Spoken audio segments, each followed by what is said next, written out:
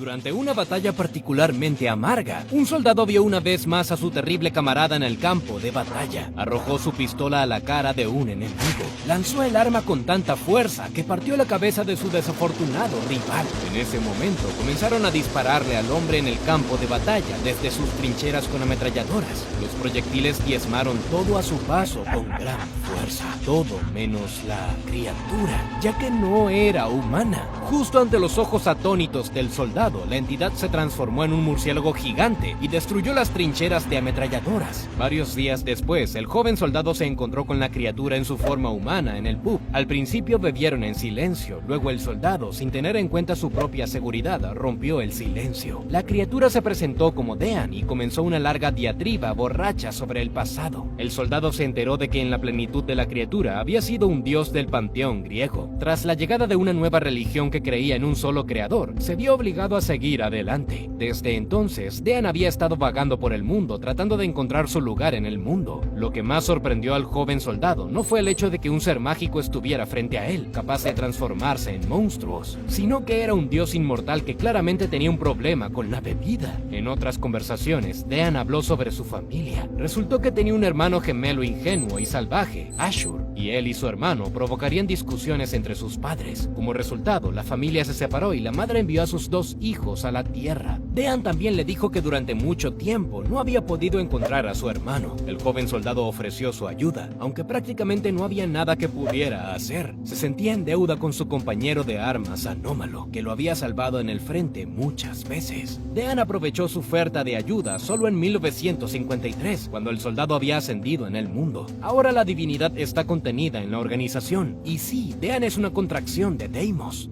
SCP-4606 es un caso único, incluso para la Fundación. El objeto es de clase Thaumiel y deambula libremente por el sitio 17, donde está contenido formalmente, pero en realidad es un trabajador contratado. Es un humanoide polimórfico que altera la realidad de clase 9. Se desconoce la verdadera forma de SCP-4606. Ahora, la mayoría de las veces adopta una forma humana, pero se han documentado transformaciones más extravagantes. Deimos ha aparecido como un humanoide desollado con ojos puntiagudos y cabello largo. Su otra forma se parece a una masa oscura de brazos y piernas humanas con una multitud de ojos inyectados en sangre en su centro. La forma de un humanoide alado con un solo ojo grande también está dentro de esto, así como la imagen de un tanque M4 Sherman con cuerpos desfigurados, desnudos y ensangrentados en su interior. SCP-4606 posee la capacidad de abrir portales a una dimensión de bolsillo. Pueden aparecer en cualquier superficie y verse como grietas anchas y negras. De ellos se secreta una sustancia viscosa negra. No se ha definido su contenido, pero se sabe que desprende olor a alquitrán, tinta y rosas. Por un método desconocido, todos los dispositivos electrónicos que han caído en la dimensión de bolsillo continúan transmitiendo su señal. La interferencia está presente solo en los primeros 10 minutos después de haber pasado por el portal. Deimos vive en el domicilio habitual asignado a los humanoides de baja seguridad en el sitio 17. ¿Y por qué dije vive en lugar de está contenido? Porque su domicilio está dotado de todo lo necesario para llevar una vida cómoda. También se le permite moverse libremente por el territorio del sitio y tener contacto con el personal e incluso con ciertos objetos. Cuando SCP-4606 se mueve más allá de su domicilio, debe llevar consigo un rastreador. El dispositivo está fijado a la muñeca de su mano izquierda y está sellado con un candado de combinación de 10 dígitos. SCP-4606 ha podido solicitar cosas adicionales y artículos cotidianos. Ya adquirió un bloc de notas y un bolígrafo, una alfombra y los libros de Edgar Allan Poe, Stephen King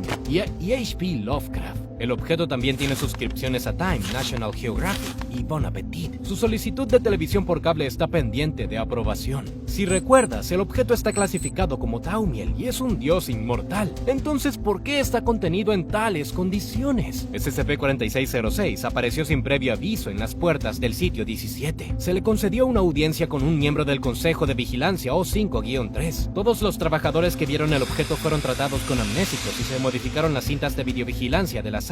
Cuando O5-3 entró en la habitación, SCP-4606 caminó lentamente hacia él. Luego, como amigos, se dieron la mano y se sentaron a hablar. El objeto llamó al miembro del consejo niño, pero este reaccionó con absoluta calma. Resultó que se conocían desde que O5-3 era todavía un joven soldado durante la Segunda Guerra Mundial. Más tarde, los compañeros de armas todavía se mantuvieron en contacto. En 1953, Deimos envió una carta a un miembro del consejo pidiéndole que cuidara a su hermano, que se había recuperado después de muchos años años de deambular. Su gemelo SCP-3740, conocido con los nombres de Ashur y Phobos, ahora ha sido contenido por la Fundación. O5-3 recibió a su visitante como un buen amigo, que de inmediato rompió varias reglas. Pero cuando su conocido Dado comunicó el motivo de su aparición, el miembro del consejo se quedó mudo. El dios pidió permiso para trabajar en la organización. O5-3 reunió al consejo de supervisores y explicó la situación. Un dios antiguo quería ser útil y estaba preparado para seguir las reglas establecidas. Para continuar la seriedad de sus palabras, Dean presentó un pergamino con un contrato hecho para sellar el trato. La discusión fue emotiva y salvaje.